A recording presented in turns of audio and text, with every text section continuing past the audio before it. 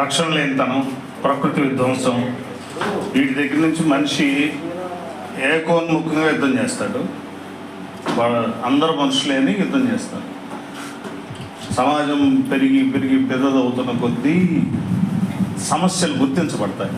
వచన కవిత్వం అనగానే కొన్ని నోటికొచ్చిన కవిత్వం బాగా ఇంకిపోయిన శ్రీ తిలక్ ఇలాగా అనేక మంది ఆ కవిత్వపు పంక్తులు చదువుకుంటూ ఇది మాత్రమే వచ్చిన కవిత్వం అని అనుకోకుండా మనకి మన నెల నెల ఆనందవర్ధనానికి ఒక గొప్ప విస్తృతి విభిన్నత కూడా ఉంది. అది గమనించాలి. మనం అన్ని వర్గాల నుంచి కవిత్వం, నవల, కథ అనేక రూపాల్లో సాహిత్యం సృష్టించబడింది. ఈవేళ నేను ప్రత్యేకంగా ఎందుకు వచ్చానంటే చల్లపల్లి స్వరూపరాణి గారు, ఆచార్య చల్లపల్లి స్వరూపరాణి గారు ఇక్కడ మాట్లాడారు.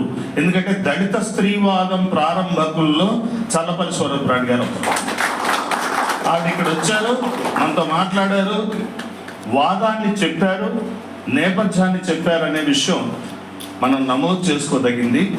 ఇక్కడ ఈ కార్యక్రమంలో కొన్నిసార్లు ఉంటుంది. ఎందుకంటే ఆవిడ ఉపన్యాసకురాలు, ఉర్రూతలోకించే ఉపన్యాసకురాలు కాదు.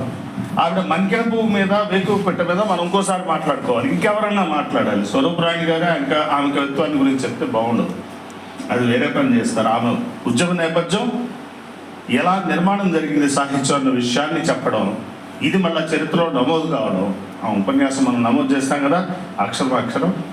దీనికి మనందరం హాజరు కావడం నాకు చాలా సంతోషంగా ఉంది. సుబ్రహ్మణ్యం గారు వర్ణన సమర్పించేయాల్సిందిగా